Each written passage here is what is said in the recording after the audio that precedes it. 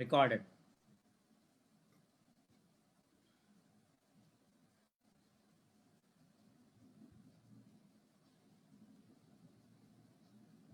ये हो गया रिकॉर्ड। चलिए,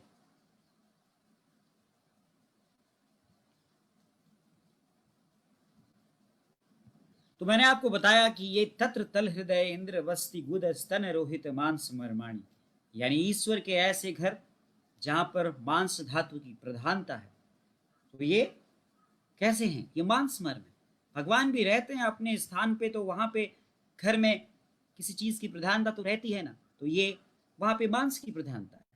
इसी प्रकार अगर आप कहें तो नील धमनी मातृका श्रृंगाटक अपांग स्थपनी फणा स्तन मूल पलाप अपस्तंभ हृदय नाभि पार्श्व संधि वृहति लोहिताक्ष ऊर्वी सिरा मरमाणी। यानी यदि आप देखें, फिर दोबारा से देखिए आप इसको, आप 71 लोग मेरे साथ ज्वाइन करते हैं इसमें, आप सभी का बहुत बहुत स्वागत है।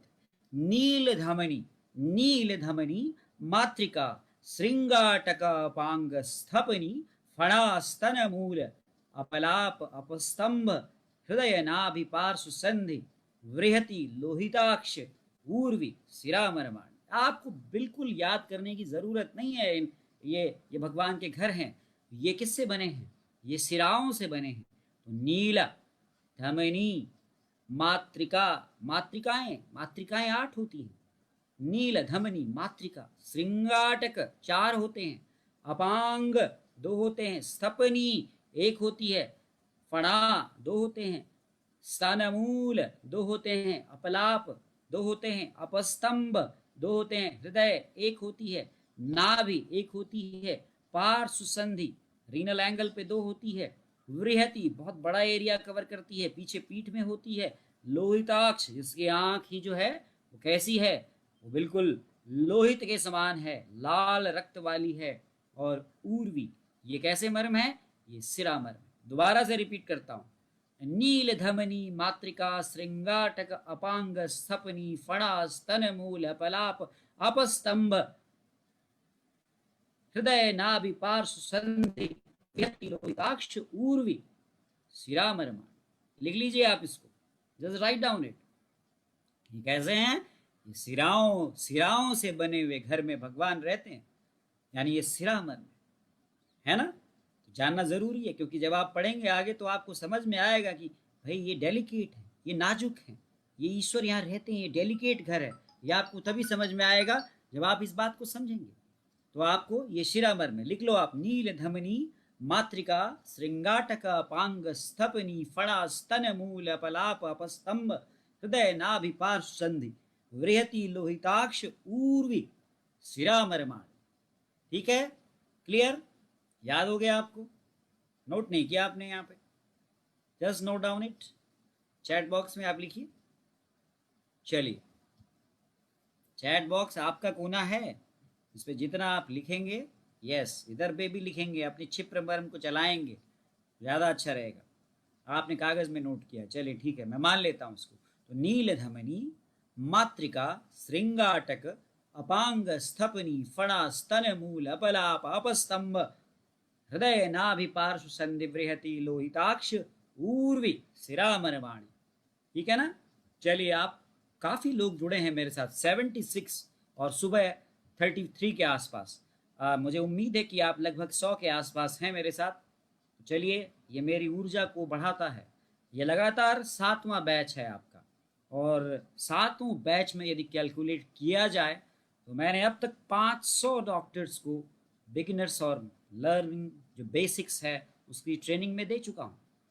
और ये मेरा अपना एक पर्सनल अचीवमेंट है कि ये कनेक्टिंग लिंक्स बन रही है हमारी और आपकी, और आप इसके प्रचार प्रसार में हमारे साथ एक लिंक की भांति जुड़ेंगे।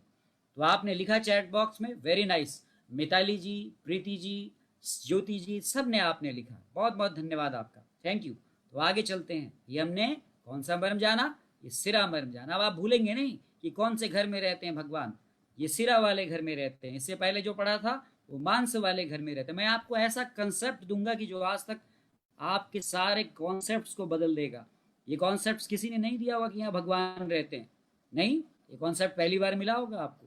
कि मर्म स्थानों में ईश्वर का निवास है। दिस इज माई ऑब्जर्वेशन, और मैं ऐसा सोचता हूँ। और यदि आपको लगता है ऐसा नहीं है तो यू कैन डिनाई इट, आप डिनाई कर दो, है ना। मांस, सिरा, स्नायु, अस्थि और संधि का सन्निपात जिस घर में होता है उस घर में प्राण ऊर्जा रूपी आत्मा का निवास होता है, वही भगवान है। उसी का नाम अल्लाह दे दो, ईश्वर दे दो, खुदा दे दो, जीसस दे दो, गॉड दे दो, कुछ भी दे दो, ब्रह्मा दे दो, विष्णु दे दो, महेश दे दो। The supreme part of this cosmic energy is the cos, that is the Lord Brahma. उसको कॉस्मस कहते हैं, ब्रह्म से ब्रह्मा बना है। और उसी में नर्चर, जो creator Brahma, the nurturer, the Vishnu, and the destroyer to maintain the ecosystem, that is the Mahesa. तो महेश शिव, उसको गुरु माना, आदि गुरु, इस विज्ञान का प्रणेता माना गया है। तो मैंने आपको ये बताया। चलिए अब हम आगे चलते हैं। अब हम स्नायु से बने हुए उस घर की बात करते हैं जहाँ भगवान रहते हैं। उनका वो कौन कौन से, उनके नाम जानते हैं। क्योंकि अगर हमें किसी के बारे में जानना है तो उसके घर का पता तो ढूंढना पड़ेगा ना। हम घर के बारे में तो जानना पड़ेगा ना। बिना घर जाने हुए, वो रहता कहाँ है जाने हुए, उसके व्यवहार को जाने हुए, उसके गुण को कैसे जान सकते हैं? नहीं जान सकते हैं। तो हम आपको अब स्नायु वाले घर में रहने वाले भगवान के बारे में बता रहे हैं। आणी, आणी, विटप, कक्षधर, कूर्च, कूर्च सिर, कूर्च, कूर्च सिरो बस्ति, क्षिप्र, सख्ति, रुदक्षेप, स्नायु मर्माणी। आणी, विटप, कक्षधर, देखो नाम कितना बढ़िया दिया। कक्षधर, जो कक्ष को आधार दे। कूर्च, जो there is a bundle of knots. कूर्च सिर, जो उसके सिर पे रहे। बस्ती, ब्लैडर। क्षिप्र, जो इंस्टेंट काम करे। अंश, जो कंधे पर रहे।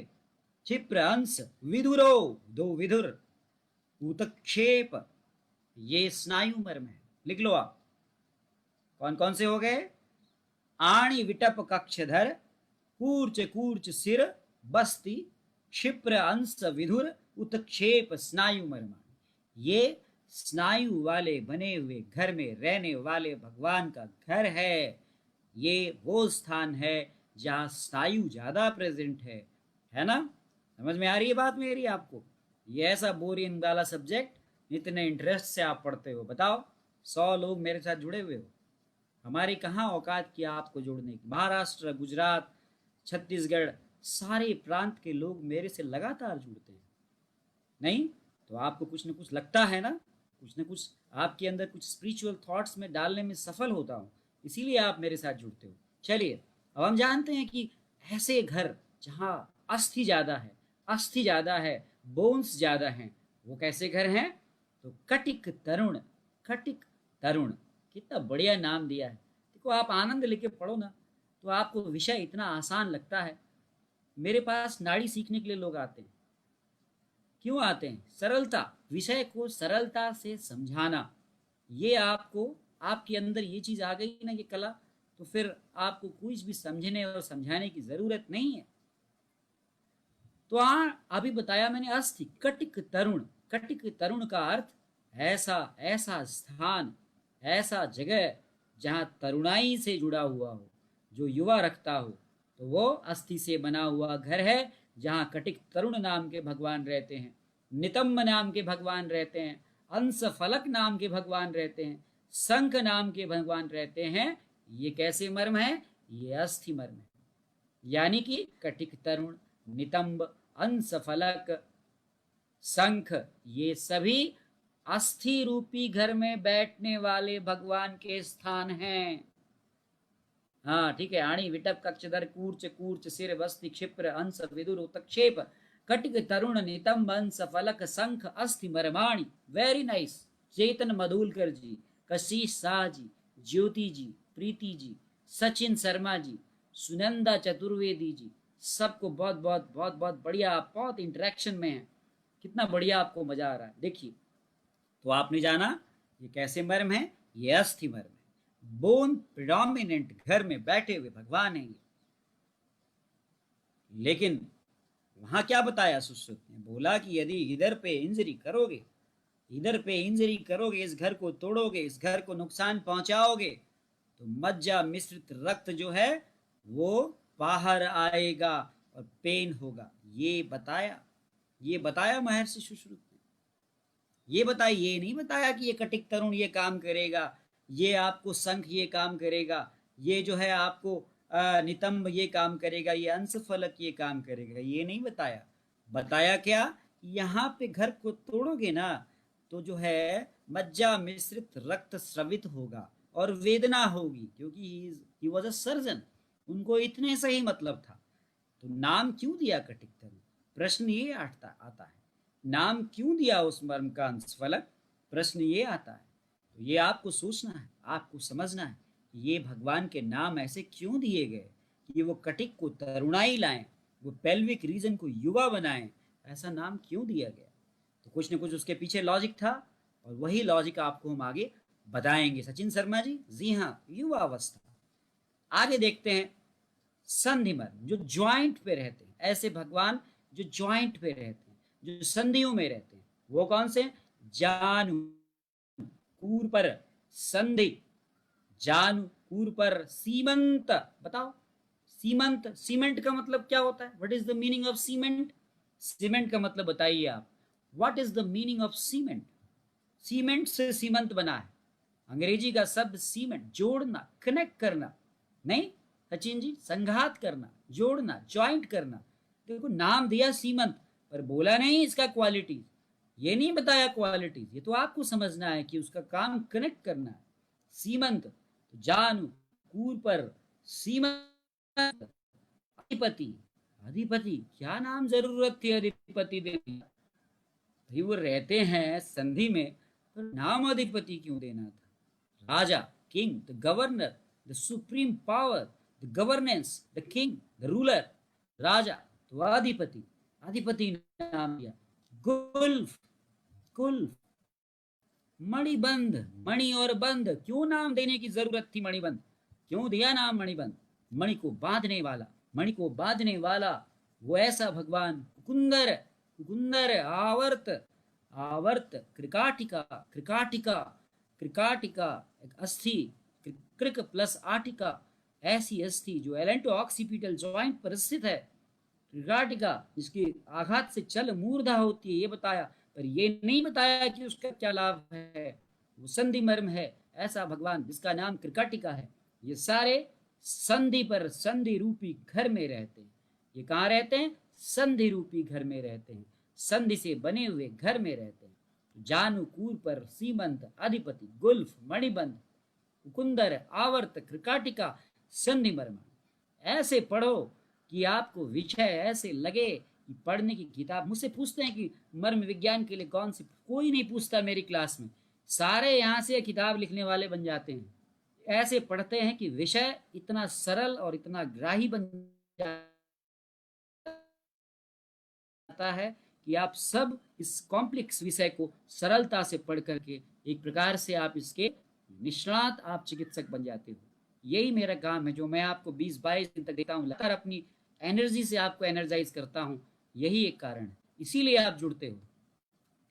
तो बहुत बहुत चलिए आगे चलते हैं हम। तो यह हमें जाना, ये संधि मर्म है। देखो सबको याद हो गया, महिमा तिवारी जी भी लिख रही है। अब हम इस बात पर नहीं पढ़ते हैं इस पचड़े में कि वाघ भट्ट जी ने क्या किया। वाघ भट्ट जी क्या किया कि उन्होंने दो इधर से निकाले, दो उधर से निकाले, दो इधर से निकाले और उनको बता दिया धमनी मर्म।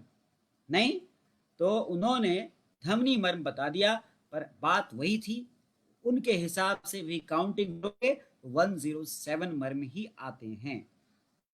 तो अगर केवल आप इतना जान लो कि वाघ भट्ट ने जो क्लासिफिकेशन था वो उसको मांस, सिरा, स्नायु, अस्थि और संधि के अतिरिक्त उन्होंने धमनी मर्म छठा जोड़ दी, और उसमें कोई नए मर्म नहीं बताए। मर्म कहाँ से बताते? वाघ भट्ट जी की भी हैसियत थोड़ी ना थी कि भगवान से कुछ चैलेंज करके। यदि 107 मर्म है तो 107 ही तो रहेंगे।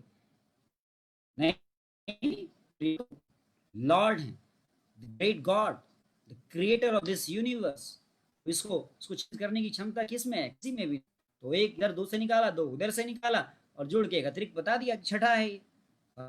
हमको उसमें नहीं जाना। Clinical aspect of this great science, मैं आपको कभी भी थियोरेटिकल चीज बताता ही नहीं, इसीलिए तो आप जुड़ते हो मेरे साथ।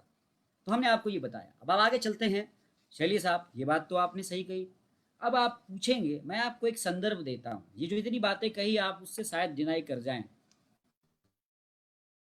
नहीं सर, आप कैसे कह रहे हैं, ऐसा नहीं हो सकता, भगवान क्यों रहेंगे वहां पे, भगवान हमारे शरीर में क्यों रहेंगे? चलिए मैं आपको इसका एक संदर्भ देता हूँ, जो अष्टांग संग्रह से। अष्टांग संग्रह कहता है, मूर्ध जिह्वा बंधनम कंठो, कौन सा सुनना, मूर्ध जिह्वा बंधनम कंठो, हृदय नाभि बस्ति गुद शुक्र ओज रक्त। मूर्ध जिह्वा बंधन कंठो हृदय नाभि बस्ति गुद शुक्रम ओजो रक्तम। ये स्थान प्राणायतन है। प्राण मीन्स ईश्वर, गॉड, प्राण ऊर्जा, भगवान, यानी ये प्राण के आयतन हैं, यानी भगवान के रहने के घर हैं। यदि आपसे पूछा जाए काशी शाह जी कहाँ रहती हैं, तो बताया जाएगा कि वो फलाने घर में रहते हैं। यदि किसी रेलवे स्टेशन पे कोई ट्रेन आ रही है या जा रही है, तो अगर उसकी लोकेशन पता करनी है तो हम कहेंगे कि फलानी ट्रेन फलानी रेलवे स्टेशन पे पहुंचने वाली है, फलानी ट्रेन फलानी स्टेशन से छूट चुकी है। हम ये नहीं कहते कि वो अभी पटरी पर है। ऐसा डिस्क्रिप्शन देते हैं क्या? नहीं देते। तो यानी कि जीवा बंधन, द टंग इज कनेक्टेड, जहाँ पे आपकी जीभ नीचे कनेक्ट होती है। जरा उठा के देखो जीभ को, कितनी सारी आर्टरीज और वेनस सप्लाई वहां पे दिख रही है। यदि वहां पे कट लग जाए तो सीधे एक्सेसिव ब्लीडिंग हो जाएगी। That is also a part जहाँ पे प्राण निवास करता है। मूर्धा, मूर्धा प्रदेश, जीवा बंधन, सबनम जी यहाँ पे भी जुड़ती है, नाड़ी में भी जुड़ती है। वेरी नाइस, आप रेगुलर हैं। देखो कुछ लोग जो रेगुलर हैं वो हमारे ध्यान में आ जाते हैं। तो ये 10 प्राणायतन है। ये वाघ भट्ट ने भी कहा कि यहाँ पे भगवान खुदा, गॉड, अल्लाह रहते हैं यहाँ पे। भैया ये घर हैं उनके, ये पसंद है वहां पे रहना इनको, ये वहां पे रहना पसंद है। यदि आपने वहां पे परेशान किया उनको, यदि उनके उस घर को तोड़ा, घर छोड़ के चले जाएंगे, वो कहेंगे चलो चलो यार, बाकी लोग भी चलो, यहाँ से नहीं रहना है इसके शरीर में, इसीलिए मृत्यु हो जाएगी। बात समझ में आ रही कि नहीं आ रही? यदि आप उस घर को तोड़ोगे या जाने में या अनजाने में एक्सीडेंटल इंजरी से, तो वो छोड़ के चले जाएंगे। कौन रहेगा? टूटे हुए घर में रहना पसंद करोगे मिताली जी? जो घर गिरने वाला उसमें रहना पसंद करोगे? कोई नहीं करेगा। गंदगी में रहना पसंद करेंगे? नहीं करेंगे। तो वो क्यों करेंगे? वो भी चले जाएंगे, सब चले जाएंगे। एक पे भी अगर चोट लगी, टूटा घर, सबको लेके जाएंगे, चलो भाई चलो, यहाँ रहना नहीं है, चलो इसके शरीर को छोड़ के चलो, और आपका शरीर डेड हो जाएगा। दिस बॉडी इज ओनली, आप समझो कि ये शरीर एक प्रकार से घर है, जो एक बिना प्राण और बिना आत्मा के उसकी कोई वैल्यू नहीं है। वो एक प्रकार से निर्जीव है, वो पंच भौतिक तत्व है। केवल उसका उसका मतलब ही तब है जब उसमें प्राण और आत्मा का निवास है। जिस दिन प्राण और आत्मा निकल गई, कोई मतलब नहीं है उसका, नथिंग, कोई मतलब नहीं है उसका। फिर उसे जला दो, उसे गाड़ दो, उसको वैसे ही छोड़ दो, राइट? उसका कोई, उसकी वैल्यू नहीं है, उसकी कोई वैल्यू नहीं है। इसीलिए कहते हैं कि यही शरीर जो ये है, जो ये कपड़ा आपको मिला है, जो ये देश मिला है, ये भूमि जो आपको मिली है, यही धर्म का साधन है। इसमें रहने वाली आत्मा और प्राण जो है उसको अच्छे तरह से रखो, उस घर को ठीक से रखो। इसीलिए फिजिकल फिटनेस की बात की जाती है, शारीरिक स्वास्थ्य की बात इसीलिए की जाती है। यदि आपका घर साफ सुथरा होगा, यदि उसमें रहने आप स्वयं बीमार होगे, तो भगवान भी वहाँ रहना पसंद नहीं करेंगे, वो चले जाएंगे छोड़ करके, आपको जल्दी से जल्दी छोड़ के जाएंगे। वो बुढ़ापे में क्यों मृत्यु होती है? जर्जर जाता है शरीर, शरीर जो है वो नष्ट होने लगता है, और फिर वहां से उस नष्ट होने वाले शरीर से ईश्वर की रुखसत करके फिर किसी और जगह की तलाश करते हैं, क्योंकि energy can not be neither created nor destroyed. कोई क्या कभी एनर्जी को क्रिएट किया जा सकता है? एनर्जी को डिस्ट्रॉय किया जा सकता है? नहीं किया जा सकता। तो ये सुप्रीम फॉर्म ऑफ एनर्जी का ही पार्ट है, जिसके कारण हम लिविंग हैं, और अगर वो नहीं है हमारे बॉडी में तो हम डेड हैं, हम डेड हैं। ये एनर्जी को ही आप प्राण ऊर्जा कह लो, आप इसको जिस नाम से भी कह लो, इसको आप ब्रह्मा कह लो, विष्णु कह लो, महेश कह लो, लक्ष्मी कह लो, सरस्वती कह लो, दुर्गा कह लो, कोई भी नाम दे दो। इसलिए कराग्रे वसति लक्ष्मी, कर मध्य तु सरस्वती, कर मूले तु गोविंदम, प्रभाते कर दर्शनम। इसी कर में ही तीनों भगवान दर्शा दिए गए। आपको क्यों दर्शाए गए? नाम अलग अलग दे दिया गया, चीजें एक ही है। अगर आप चश्मे से देखो तो आपको सारी नजर आएगी, कोई भी चीज अलग नहीं आएगी। लक्ष्मी नाम इसीलिए दिया गया क्योंकि आप हाथ के अग्रभाग से आप वर्क करते हो, लक्ष्मी धन है ना, कर मध्य तु सरस्वती, लिखने का काम करके मध्य से करते हो, और कर मूले तु गोविंदम, गोविंद यानी कि कृष्ण, यानी कि आपके मणिबंध का हिस्सा, वो हिस्सा भगवान श्री कृष्ण यदि आप जोड़ो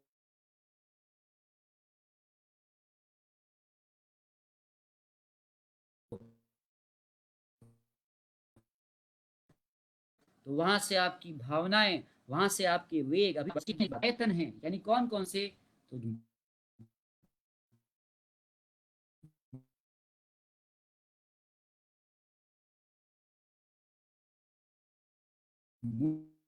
मूर्ध, जिह्वा, बराग, शुक्र, ओज और रक्त को निकाल दो तो बचते हैं 7। कौन कौन से बचते हैं? मूर्ध, जिह्वा बंधन, कंठ, हृदय। सुनाई दे रहा है आपको? Not audible? ऑडिबल है? इट्स ऑडिबल और not? 1 minute, 1 minute, I have to stabilise. Now it's audible? कभी कभी हो जाता है, ओके, कभी कभी नेटवर्क स्टक करता है। Now it's Audible. तो यदि आप मूर्ध, जिह्वा, बंधन, एक्चुअली एक्चुअली आप लोग लगभग, आपकी संख्या भी काफी है ना, 80 के आसपास।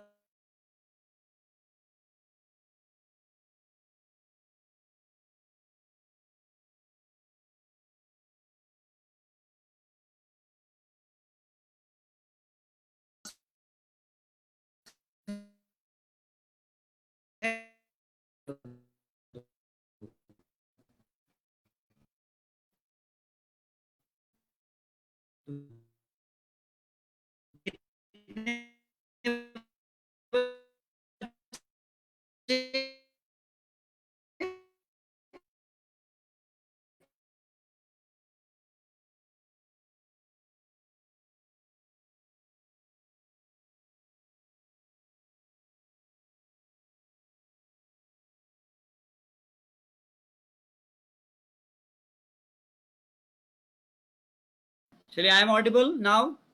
मेरा कनेक्शन चला गया था। I think, I hope I am audible. बीच में कनेक्शंस की प्रॉब्लम थी। Now it's okay. I hope that I am now audible और आप सभी मुझे सुन पा रहे होंगे। Yes, okay. तो मूर्ध, जिह्वा, बंधन, कंठ, हृदय, नाभि, बस्ति, गुद, ये 7 जो हैं, द 7 आर द महामर्मा। ये क्या है? महामर्म है। 7 क्या बताए गए हैं? ये महामर्म बताए हैं आदित्य शंकर जी। कभी कभी होता है जब आप, नेटवर्क बहुत कम होता है वैसे इशू ऐसा, ये महामर्म है। तो मूर्ध, जीवा, बंधन, कंठ, हृदय, नाभि, बस्ति, गुद, ये महामर्म है। ये क्या है? महामर्म है। ये बड़े मर्म है। कहा है, ये किसने बोला है? ये अष्टांग संग्रहकार ने शारीर स्थान में बोला है, यानी ये वाग्भट ने बताया है। ठीक है ना? चलिए, अब हम आगे चलते हैं। चलो, ये तो हमने जाना कि भाई कैसे घर में रहते हैं, कोई मांस से बना है, कोई सिरा से बना है, कोई स्नायु से बना है, कोई अस्थि से बना है, कोई संधि से बना है, और वाग्भट्टाचार्य जी ने कहा कि धमनी से भी बना है। चलो, मान लेते हैं। अब हम जानते हैं कि भाई नेचर कैसा है उस घर में रहने वाले भगवान का। हाँ, ये सवाल काशी शाह जी ने पूछा। ये मुझे गुजरात की एक स्टूडेंट ने भी पूछा था कि सर वहां पे रस, रक्त, बाकी धातुएं क्यों नहीं है? बाकी धातुएं भी है बाकी धातुएं भी है काशी जी, लेकिन वो सूक्ष्म है। बाहर से आप देखेंगे तो स्थूल रूप में कोई मकान देखेंगे तो ईंट से बना है, सीमेंट लगा है, नहीं, लेकिन उसके अंदर पाइपलाइन नहीं, ऐसा नहीं है। उसके अंदर पानी की पाइपलाइन भी है। तो ये पाइपलाइन, लेकिन हम उसको जब हम डिस्क्रिप्शन देते हैं तो पाइपलाइन का डिस्क्रिप्शन नहीं देते कि यह मकान पाइपलाइन से बना है पानी की। बोलते हैं क्या आप बोलते हैं यार बड़ा अच्छा ईंट लगाया है, बड़ा अच्छा सीमेंट लगाया है, बड़ा अच्छा इस पे झंडा लगाया है। नहीं, हम ये नहीं बोलते कि उसमें पाइप भी लगाई है, उसमें गैस की पाइप भी लगाई है। तो वो वहां पे प्रेजेंट हैं, पर वो एक्सप्लेनेशन में नहीं आ रहे हैं क्योंकि ईंटों के सामने वो बहुत छोटे हो गए हैं साइज में। तो स्थूल रूप से वो भले ही ना दिख रहे हो, पर सूक्ष्म रूप से वहाँ रस भी है, वहाँ रक्त भी है, वहाँ सब कुछ है, बाकी धातुएं भी है। ठीक है ना? ये सवाल मुझसे मेरे दूसरे लेक्चर में ही, जब मैं बिगनर्स का दूसरा लेक्चर शायद अप्रैल में पढ़ा रहा था, तो गुजरात की एक स्टूडेंट ने मुझसे पूछा था, तो मैंने उसे जवाब दिया था। और ये मैं आपको खुद ही बताता कि ये सवाल आपके मन में आएगा, उससे पहले एक सेम क्वेश्चन जो है काशी शाह जी के दिमाग में आया। चलिए, ये तो हमने जान लिया कि घर में कैसे रहते हैं वो। अब आपको ये जानने की भी इच्छा होगी कि भाई उनका नेचर कैसा है। वो भाई आप पूछते हैं ना किसी, भैया ये रहता कहाँ है, इसका घर कहाँ पे है, तो घर तो आपने जान लिया। अब आप जानना चाहेंगे कि उस भगवान का नेचर कैसा है। भैया जरा नेचर बता दो, भैया जरा जाएंगे तो उससे उसी हिसाब से जाएंगे उसके पास मिलने के लिए। ये जानना तो चाहेंगे ना आप, किसी व्यक्ति के नेचर को जानना तो आप चाहेंगे। तो आप उस ऊर्जा के स्रोत के, उस भगवान के भी नेचर को जानना आपको जरूरी है, क्योंकि भाई अलग अलग नेचर के हैं वो। वेरी तो है ही, वेरिएशन है उनमें नेचर में भी। हालांकि वो एक ही ऊर्जा के स्रोत हैं, एक ही ऊर्जा से बने हैं, पर नेचर में डिफरेंट है। तो एक ऐसा ऐसा आपको समझना होगा। तो कुछ ऐसे भगवान हैं जो आग्नेय हैं, बड़े गुस्सैल हैं साहब, फायरी हैं। जो पावर होती है ना, जहाँ पे आपको पावर आती है, हमेशा गौर करना, जहाँ पर भी पावर आती है तो पावर के साथ एरोगेंस भी आता है। पावर के साथ क्या आता है? एरोगेंस आता है। यानी कि एरोगेंस विथ पावर। उदाहरण के तौर पे किसी पावरफुल व्यक्ति को आप छेड़ के देख दो, जैसे कि अभी एक मामला हो रहा है, एक हीरोइन ने महाराष्ट्र गवर्नमेंट के साथ कुछ कुछ उसके खिलाफ कुछ कर दिया। मैं तो देखता ही नहीं टीवी, नहीं, तो उसका पूरा ऑफिस ही ढा दिया वहां पे।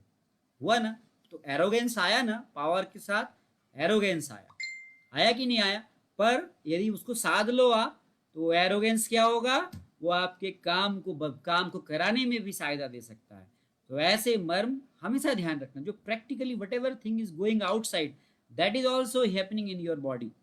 जो भी चीज बाहर हो रही है ना, वही आपके शरीर में भी हो रहा है, कोई अलग चीज नहीं है। अब प्रायोगिक तौर के उदाहरण आपको समझाने के लिए बताता हूँ। तो ऐसे ऐसे भगवान जो बहुत फायरी हैं, गुस्सैल हैं, यार अगर उनका गुस्सा शांत करके जरा उनके पास सम्मान से जाओ, प्यार से जाओ, इतने बड़े बड़े काम आपकी हो जाएंगे, आप बिलीव नहीं कर पाओगे।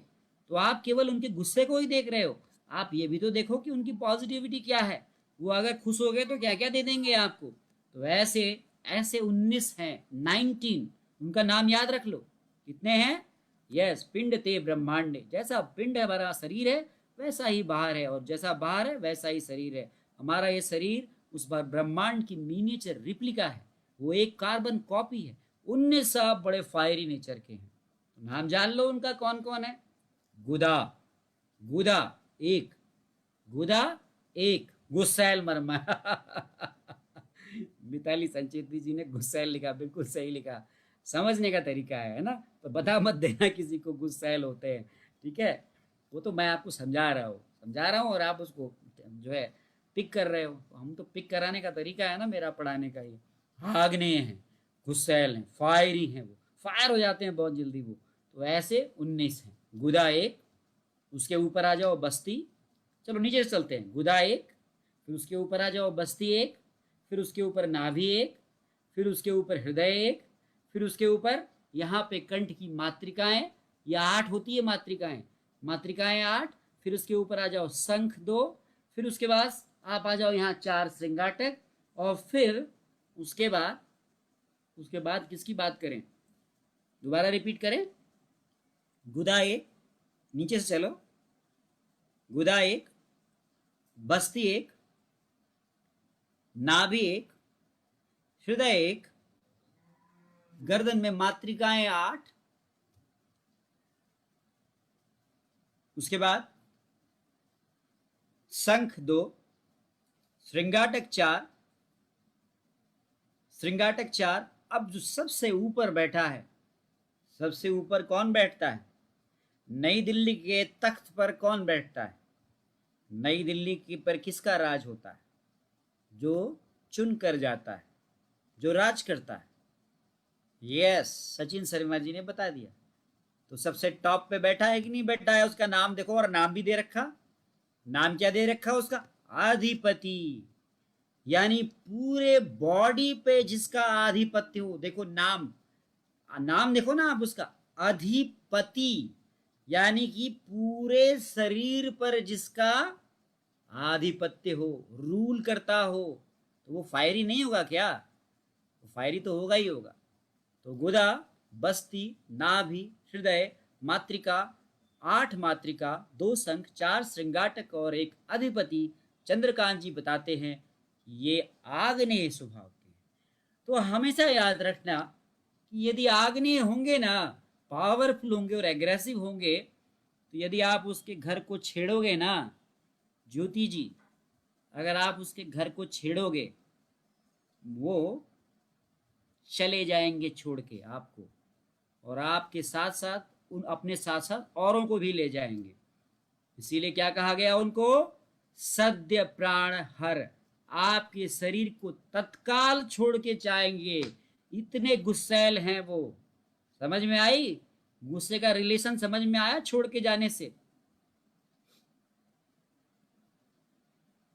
गर्भाशय कोई मर्म नहीं है, कोई मर्म नहीं है, नहीं।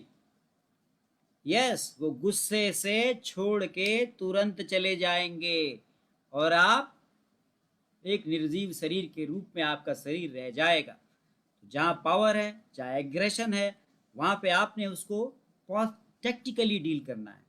यदि आपने अपने देश के पावर सेंटर को आपने अगर चुनौती दे दी, तो क्या आप सोचते हैं कि आप रह पाएंगे? नहीं रह पाएंगे, आप नहीं रह पाएंगे। तो इसीलिए पावर सेंटर के पास आप, अगर आपकी अच्छी दोस्ती है, तो आप बड़े बड़े काम करवा लेंगे उनसे, और यदि आपने उनसे दुश्मनी की, तो वो आपको छोड़ के, आपको छुड़वा देंगे वो।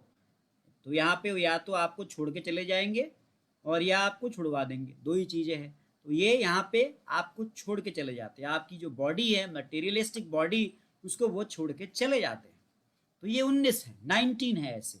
गुद, बस्ती, नाभि, हृदय, मातृका, शंख और श्रृंगाटक और अधिपति। चलिए, तो ये 19 है, ये इनका नेचर है, इनका गुस्सैल हैं ये।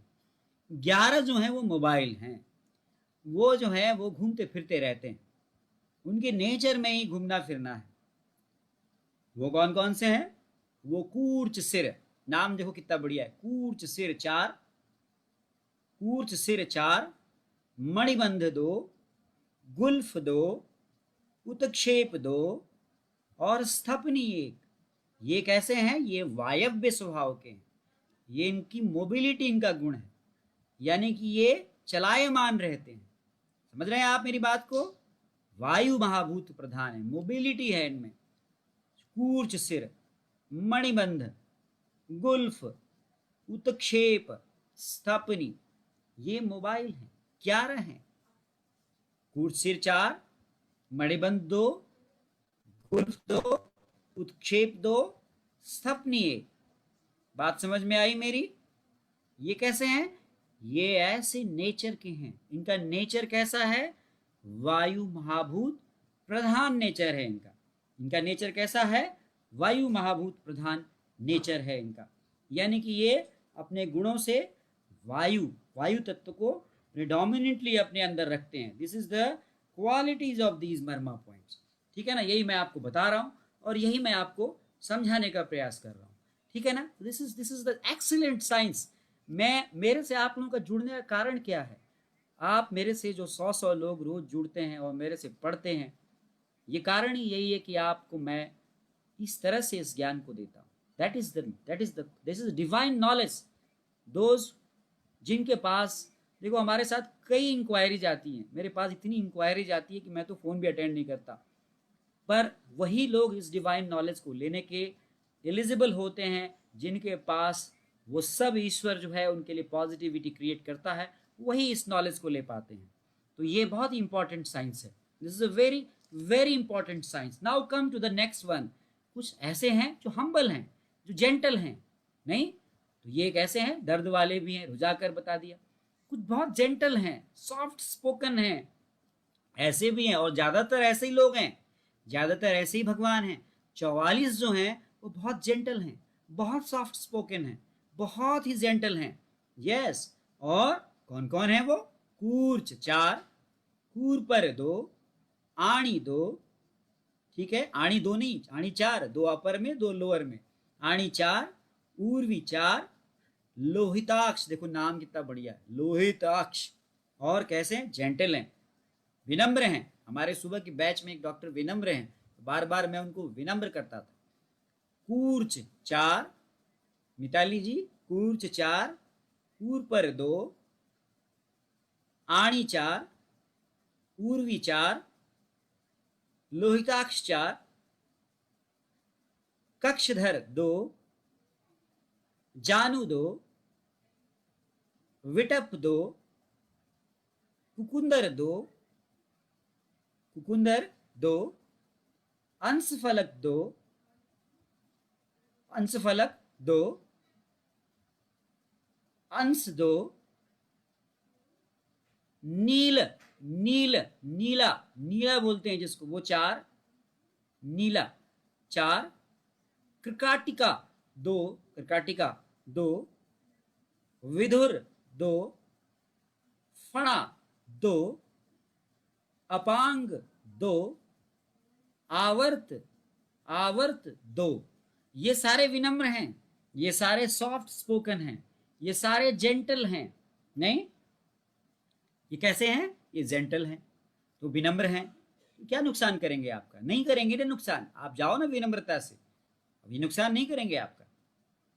दोबारा बताऊं, कूच चार, ऊपर दो, आणी चार, उर्वी चार, लोहिताक्ष चार, कक्षधर दो, जानू दो, विटप दो, कुकुंदर दो, अंशफलक दो, अंश दो, नीला चार, कृकाटिका दो, विधुर दो, फणा दो, अपाम दो, आवर्त दो। ये 44 हैं। रिपीट किया मैंने, दोबारा रिपीट करूं? Can I repeat again? कूर्च चार, वेरी नाइस, मिताली जी ने लिख दिया। कूर्च चार, कुर पर दो, आणी चार, उर्वी चार, लोहिताक्ष चार, कक्षधर दो, जानू दो, अंश फलक दो, अंश दो, कृकाटिका दो, फणा दो, अपांग दो, आवर्त दो, नील धमनी चार, आणी चार, विटप दो। हो गया?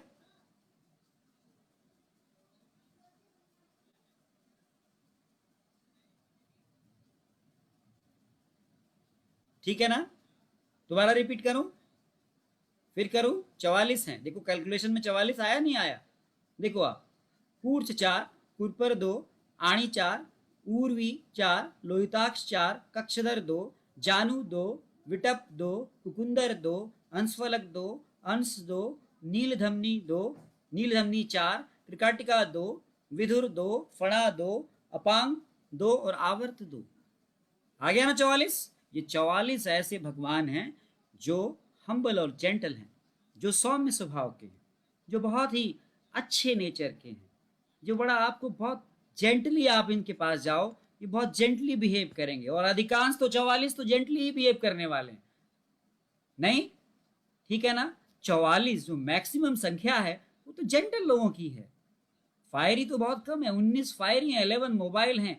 भैया अधिकांश 44 तो जेंटल हैं। लेकिन कुछ ऐसे हैं जो मिक्स हैं, कभी फायरी कभी जेंटल, सौम्य आग्ने, उनको भी जानो, वो 33 है। सेकंड लार्जेस्ट जो है वो मिक्स हैं, यानी कभी तो फायरी हैं कभी तो जेंटल हैं, कभी तो फायरी हैं कभी तो जेंटल हैं। वो कौन कौन से हैं जानना चाहेंगे ना आप? वो हैं क्षिप्र, क्षिप्र कितना बढ़िया नाम है, इंस्टेंट क्षिप्र, क्षिप्र चार, तल हृदय चार, इंद्रवस्ती चार, स्तनमूल दो, स्तनरोहित दो, अपलाप दो, अपस्तंभ दो, कटिक तरुण, कटिक तरुण दो, नितंब दो, वृहति दो, पार्श्व संधि दो और सीमंत पांच। दोबारा रिपीट करता हूं, चिंता मत करो। क्षिप्र चार, तल हृदय चार, इंद्रवस्ती चार, स्तनमूल दो, स्तनरोहित दो, अपलाप दो, अपस्तंभ दो, कटिक तरुण दो, नितंब दो, वृहति दो, पार्श्व संधि दो, सीमंत पांच। ठीक है? ये कैसे मर्म हैं? ये मिक्स स्वभाव के हैं, यानी ये जेंटल भी हैं और फायरी भी हैं। तो हमने आपको आज ईश्वर के उन घरों के बारे में बताया, हमने उनके नेचर के बारे में बताया, और कल हम कुछ और चर्चा करेंगे। आशा है आपको जो मैंने आज पढ़ाया वो समझ में आया। वो इतना थेरेटिकल पार्ट, क्योंकि ये जानना बहुत ज़रूरी है, बिना इसके पार्ट के आप प्रैक्टिकल पार्ट समझ ही नहीं पाओगे। ये बार बार रिपीट होगा, इसीलिए ये आपको, लेकिन मैंने आपको इतना इंटरेस्टिंग बना के शायद पढ़ाया कि मुझे नहीं लगता है आपको उसको याद करने की ज़रूरत है ज़रूरत आपको याद करने की? नहीं है। आपको बहुत अच्छे से समझाया कि ये ईश्वर के रहने के घर हैं, जो मांस से बने हैं, जो सिरा से बने हैं, जो स्नायु से बने हैं, जो अस्थि से बने हैं, संधि से बने हैं। ये ईश्वर का नेचर है कि कोई फायरी है, कोई सौम्य है, कोई सौम्य आग्नेय है, कोई वायव्य है। लेकिन अब हम कल थोड़ा सा आगे चर्चा करेंगे और इसके बाद हम सीधे सीधे प्रैक्टिकल पार्ट पे आ जाएंगे। तो आप सभी का हमसे जुड़ने के लिए शुक्रिया। 2 मिनट का आप हमको समय दीजिए और आप हमारे साथ अपने कैमरे को, मेरे साथ साथ मेरी एक बात को आप ज़रूर मानिए और कैमरे को आप 2 मिनट के लिए ऑन करिए, ताकि हम आपको एक साथ आपके हम एक बार फ्रेम में आपके नाम के साथ मैं आपको यहाँ पे रिकॉर्ड कर पाऊँ। बहुत बहुत धन्यवाद। देखो इस फ्रेम में सबको आ गए, ये आ गए। देखो अब हम दूसरा फ्रेम लेते हैं। Very nice. आज का बैच अच्छा है आपका। ये हमने आपका दूसरा फ्रेम लिया, थैंक यू। अब हम तीसरा फ्रेम लेते हैं। Very nice. तीसरे फ्रेम में भी सब लोग ऑन कर लीजिए भाई। चलिए तीसरे फ्रेम में भी सब लोग ऑन कर लीजिए। स्वाति जी, मिताली जी, तीसरा फ्रेम। चलिए मैं देखता हूँ तीसरे फ्रेम में कुछ लोगों ने अभी ऑन नहीं किया, कर लीजिए आप। चलिए हमारा थर्ड फ्रेम है एनीवे। चलिए तो आज यहीं पर हम आपको छोड़ते हैं, कल हम फिर आपसे मिलते हैं। बहुत बहुत धन्यवाद आपका। बने रहें और हम फिर आपके साथ आगे यहीं से हम अपनी जो ईश्वर की जो ये गाड़ी है, जो महिमा का वखान है, वो हम आपके साथ करेंगे। बहुत बहुत धन्यवाद। Thank you.